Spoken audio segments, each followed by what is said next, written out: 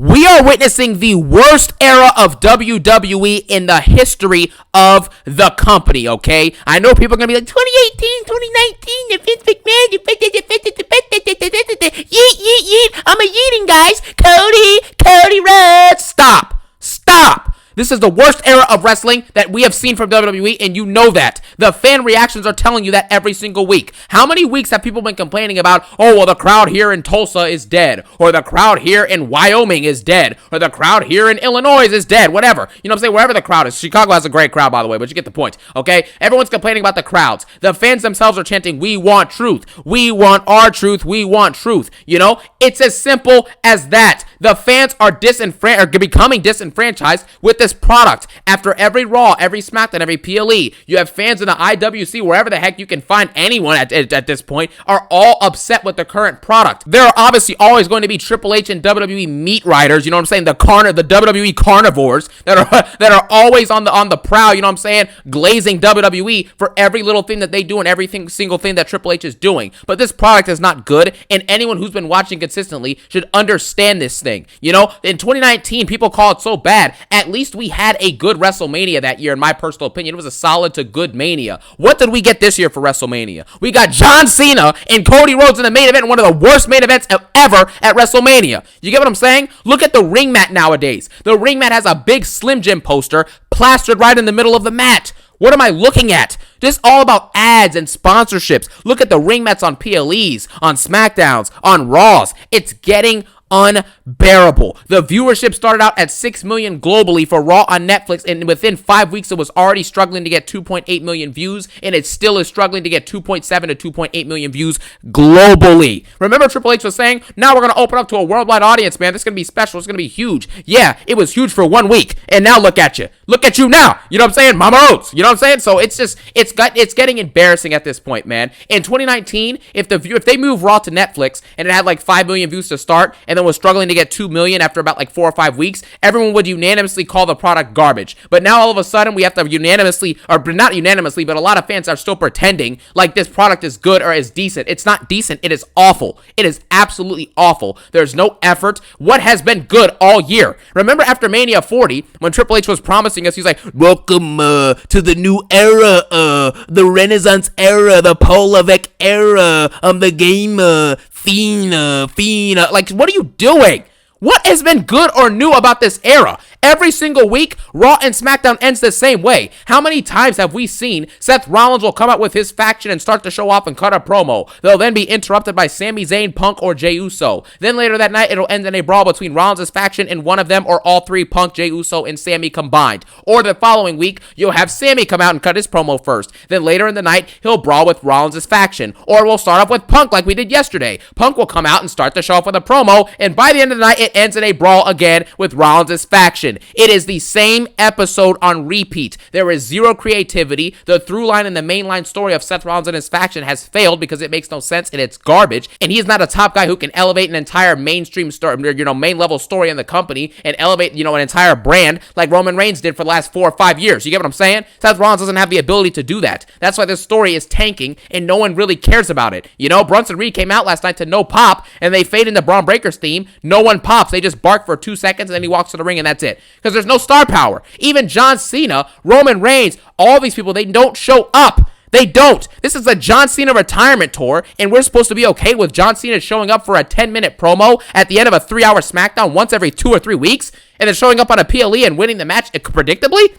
That's what we're supposed to be excited for in the John Cena retirement tour? There has been no elite level PLE since WrestleMania 40. It's the facts. When is the last time you actually sat back and watched an episode of Raw, SmackDown, or a PLE and felt that gravitas, that big fight feel? How excited you were to get into the next PLE and to see the next Raw, the next SmackDown. You know what I'm saying? You couldn't miss SmackDown or Raw on the build to Mania 40 because you had Rock, you had Roman, you had Rollins was the world champion, you had Drew McIntyre there consistently. I can't stop thinking about Punk. You know what I'm saying? We wish my boy Drew McIntyre a speedy recovery from his injury. Anyways, we also had Cody Dr. Libations was showing up You get what I'm saying? And he wasn't cutting these lame promos talking about libations and how much he respects you. He loves you. He was going at Roman, or trying to go at Roman at least, you know what I'm saying? Trying to go at The Rock. This is the type of content that builds an intriguing and interesting Mania build that ultimately ended in a phenomenal main event for both nights, to be honest with you. You get me? What PLE since Mania 40 has felt like that? A big gravitas. You can't miss Raw and SmackDown week to week. You're excited to see the matches on the card. You're excited to see the stories unfold. You haven't felt like that probably since Mania 40. It's as simple as that. We're way past the point of, oh, well, you know, on Raw or SmackDown, we had one good match. We had some good wrestling, man. We had a good match here, man.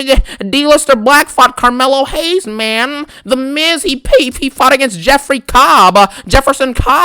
Like, no one wants to see that. I don't give a crap about Jefferson Cobbathan going out there and jobbing out R-Truth, you know? R-Truth and Braun Strowman, you know, Dakota Kai, etc. All the releases that people are upset about. Really?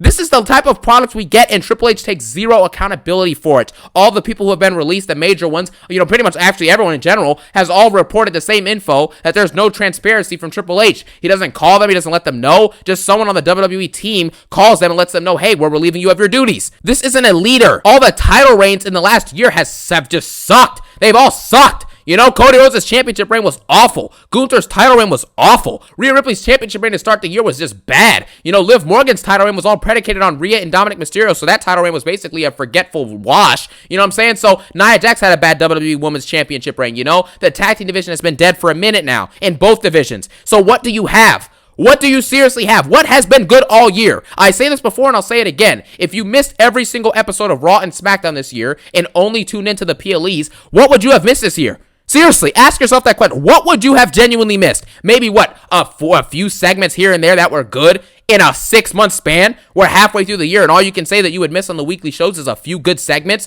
from guys like Roman or Cena, maybe, and that's it? That's all you got that you can miss? You know, that's unbearable. We should have consistently good to great Raws and SmackDowns at least 2 to 3 times a month. Minimum. If you tell me this is the greatest the roster's ever been, and WWE is the best it's ever been, it's the hottest it's ever been, etc., if you say those things, why are we not seeing it in the actual product? Why are we getting told to us how great everything is, but we're not seeing evidence of it at all? Cody Rhodes returns after 5 or 6 weeks and goes on SmackDown and cuts a nothing burger promo where he literally says nothing. He says nothing. Hey guys, I thought about my place after I lost my championship. I didn't know what to do with myself, but I have respect for you. I have a love for you. I have appreciation for you. You know what I'm saying? Like, what are you talking about? I don't give a crap about this, man. Why would anybody be excited for a Jey Uso and Cody Rhodes team-up match versus Logan Paul and John Cena?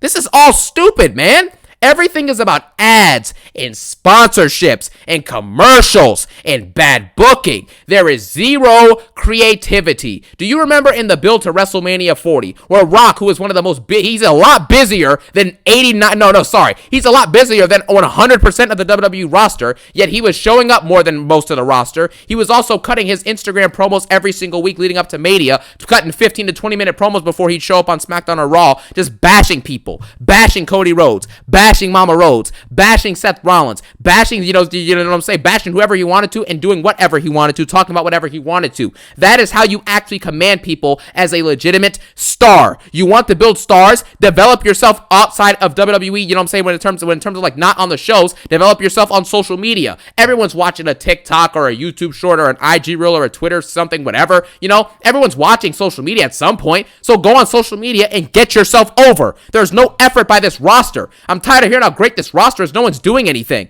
The only reason, for example, that we had Rollins and Punk main eventing night 1 is because Roman Reigns was in that match. If Roman Reigns was not in that match, you would get CM Punk versus Seth Rollins, which we had already seen on Raw twice. It's a Raw match. Roman Reigns is the one that makes it feel like a main event. John Cena is the one who makes Cody Rhodes and versus John Cena at Mania feel like a match that should be main eventing a show. That is how it works. No one else is actually going to get you in a main event. Imagine your main event being Cody Rhodes versus like LA Knight for the WWE Championship. I like LA Knight, but come on, man. Imagine your night 1 main event being Seth Rollins versus CM Punk part 58. Really? That's the best you got? Sami Zayn versus Gunther for the world title? Just imagine that, because that's in the near future. When John Cena and Roman Reigns retire, which they're already semi-retired now because they're showing up once a month, if that, you know, I mean, like, once they're completely away from the product, like Roman Reigns said he's done by 2027, he's going to pursue, you know, acting in Hollywood full force, so he may show up maybe like 5 times a year max, even though he kind of already does, but you get the point. He's going to be even more of a part-timer. He might just retire in general, you know? Once they leave, what do you have? Dr. Libations cutting a 15-minute I respect you promo? That's all you got? Drew McIntyre getting booked into oblivion? LA Knight's going to be on his way out because he's in his older years. CM Punk, same thing. What are you going to have to watch? Seriously, answer. Somebody in the comments, answer that question for me if you can. I'm genuinely curious. You're going to have nothing to watch. You're going to have nothing to look forward to, and you are going to be disappointed. That is how this is going to design itself. That's how it's going to work. And we already know this. And another reason why this is the worst era of WWE ever, in my personal opinion, you don't understand what I'm saying? I mean, it's kind of factual at this point, but it's still, anyways, doesn't matter, right? The point is this. This era of WWE sucks for these 2 big reasons as well we have to discuss. Number 1, the roster back then was simply better. You had like 30 Hall of Famers walking around backstage. You get what I'm saying? Like, these people were just super talented. You had Cena, Orton, Taker, Hunter, you know what I'm saying? You had Shawn Michaels, you know what I mean? You had Batista, you had The Miz, who was a solid mid-carder back in the day, you know what I'm saying? You had John Morrison and Dolph Ziggler putting on great undercard / mid-card matches always. Chris Jericho was there. You had CM Punk in his prime. You had you know what I'm saying? Like, it goes on and on and on. Jeff Hardy was in the mix, etc. There is no way that this current roster of jobbers filling up the TV times every single week are the ones that we're considering the quote-unquote best roster WWE has ever had. You know this is a sham. These guys stink compared to the other rosters, man. There's no talent. There's no big fight feel. There's no gravitas. And back then, everybody was wearing all kinds of merch. I would go into school. Granted, I was really young, you know what I'm saying, when this was happening, but people were wearing WWE shirts. You know, I had teachers who were wearing WWE shirts and talking about the weekly pay-per-views and stuff like that. No one does that anymore. Why the heck would anyone want to talk about Backlash? Really? Why would anybody want to talk about, oh, we have Night of Champions coming up. We're going to have John Cena. He's going to be fighting against Jey Uso.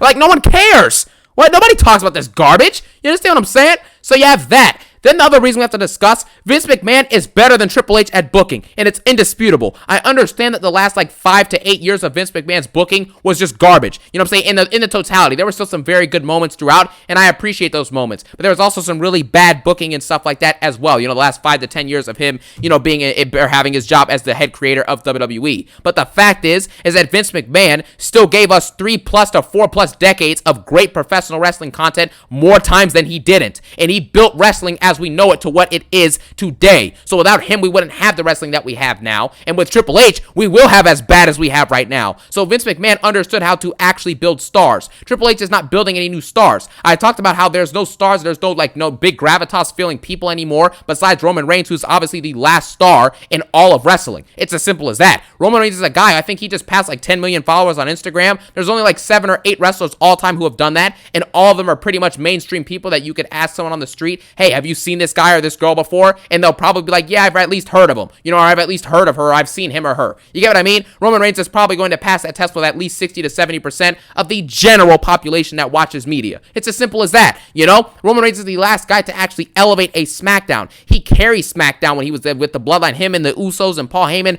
running it up with Solo, and then Sammy Uso coming in. It was great. SmackDown felt must watch. You had intrigue, you had hype, you had gravitas, you had a big type feeling star that was just, it felt like he was unbeatable, but you loved him. You know what I'm saying? He was the heel that you love to hate. You know, he was awesome. Roman Reigns was amazing in the Tribal Chief role. The OTC arc has obviously been watered down and bad in my opinion, but Roman Reigns still has that big star feel. When he shows up, he's the reason why certain things are main eventing, like the Rollins and Punk match at Mania. So it's just, it doesn't even really count as a real main event. I mean, honestly, let's be real with ourselves. The only match that matters as the main event is the one that closes the show, which is the last match on the entire card. So that's that, but you get the point. Like, you have all of these shows week to week. You have your Raw, your SmackDown, your NXT. You have the PLEs happening like basically every weekday near at this point. That's another problem. That's another reason why this era sucks. This era not only has no stars, has incredibly boring shows week to week, and obviously, you know, when you look at the ring mat and you just see the, you know, the releases and everything, you can tell that TKO's playing a bad role in this as well, along with Triple H having zero effort or creativity in his booking. The other problem is this: why in the world are their shows week to week so lifeless and meaningless and so bad? It's the same thing every week. And why in the world would anybody actually want to sit here and call any of this stuff great? And you know why? Because no one's calling it great. No one is calling this stuff great at all. At least, the most people aren't. The Glazers and meat munchers are. You know what I'm saying? The WWE carnivores are. But other than that, there's nothing else to glaze this product for. We've never been in an era where you genuinely, every single week on Raw or SmackDown, you will genuinely, you remember back in the day, right, when Vince was booking, you had a situation where you would get a situation where it's like this, right? John Morrison or Dolph Ziggler, for example, would wrestle each other like 1 or 2 times on Raw, and then they'd have a mid-card match on a PLE or something like that, and it would be an absolute banger. Or Jeff Hardy would wrestle someone a couple times on SmackDown or something like that, and then eventually you would have a match on a PLE, like Jeff Hardy versus Punk for the world title or some stuff like that. And then the feud would be over. Now, you get the same recurring matches every single week for like 8 weeks straight on Raws and SmackDowns, and then it culminates in some random undercard or mid-card match on a 5-match card PLE. That is what we get. That shows you the signs of multiple reasons, for multiple things, first of all. Number one, it shows you a lack of effort from the creative team, which is obviously Triple H's fault. He cannot book things correctly. I don't know what this idea is that Triple H is some amazing long-term booker. Triple H is a jobber. You get what I'm saying? Like, he's not booking anything great. He's a jobber. So I don't know why in the world we would actually have a reasoning to sit here and say that this stuff is good. You get the same Street Profits versus Motor City Machine Bums, DIY versus Street Profits versus Fraxium, Fraxium versus Street Profits, Fraxium versus Motor City Machine Guns. It's the same collection of the same 4 or 5 tag teams fighting on repeat for the last 5 months. Why in the world is everything so redundant? How many of the same type of Judgment Day segments did we get for the last 8 months? It is unbearable. It is boring. It is stupid. I'm tired of seeing the War Raiders fight JD McDonald's and Jefferson Cobb jobbing out Jimmy Uso or something like that. This isn't fun. It's not exciting. What is the reason to watch this stuff? In John Cena's retirement tour, he shows up for a 10-minute promo segment at the end of a 3-hour SmackDown in Wyoming. That's the best you have for a retirement tour? You're okay with The Rock being able to make his video. The Rock can make his videos, his Instagram promos, and stuff like that to build the feud and to elevate the storylines. But none of these stars have the audacity to actually, the effort to actually make these feuds interesting by showing up at least on social media to cut their promos or to do anything. It's embarrassing, and everyone knows that. And then another reason why this era sucks is that the championships are essentially meaningless. The tag team championships aren't even worth discussing because they don't matter on either brand, so that doesn't matter. They don't matter in any division or either brand, so nobody cares about that. You have the mid-card belts. No one has actually talked about the U.S. title or the Intercontinental title at all over the last couple months. I don't even think I've seen it be mentioned. Nobody cares. Nobody cares about Lyra versus Becky Part 50. Dominic Mysterio hasn't even fought anyone with that belt, it feels like. Has he even defended it? I don't even think he has. He defended versus Penta at Backlash, and that was it. So he's had one match in 6 weeks since winning the championship, or 6 or 7 weeks. That's what you get. Io Sky won the world title. She's arguably one of, if not the best in-ring performer in the women's division, in all of women's wrestling just in general. And Io Sky is relegated to not doing anything since she won that belt. Literally nothing. She wrestled the night after Mania, and then she's had just backstage segments here and there throughout the last 6 weeks. So in 6 weeks, your women's world champion has been featured in 2 backstage segments and hasn't been seen since.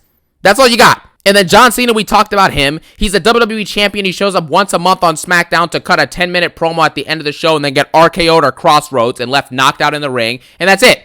That's all it is. This is an embarrassment. The effort is awful. The world title scene is atrocious. Jey Uso is going to go down as one of the worst world champions of all time. He might be the worst, honestly. He's up there with, the Jack Swaggers and the other people who have been world champion that are really bad and really jobbery, you know what I'm saying? But that's just what it is. This product sucks from top to bottom. All in all, when you really factor everything in, this is easily the worst era of WWE that we've ever seen. The metrics show it, right? They're reporting profit losses and stuff like that over the quarters at TKO. The fan intrigue is down. The fan reactions are very negative right now. The ring mat is filled with ads and sponsors. People are complaining left and right. The releases are absolutely just mind-numbingly stupid for the or at least, in some parts with R-Truth and Braun Strowman and people like that. You have situations where the championship reigns feel meaningless. The championships themselves have zero prestige at this point. Nothing notable or good has happened all year, and you have no star power and no gravitas, and your head of creative, Triple Fraud, is doing no effort and no creativity to give us anything unique or different or give us something to at least talk about. And because of that, we are now in the worst era of WWE ever. I don't want to hear about the new era in the Fiend, in the Renaissance, the Paul Levesque. The Paul Levesque sucks. How about that? So that's all I got to say about this. This is one of the worst eras, if not the worst era in all of WWE's history. Thank you guys for watching. Have a phenomenal day. Peace out and one love.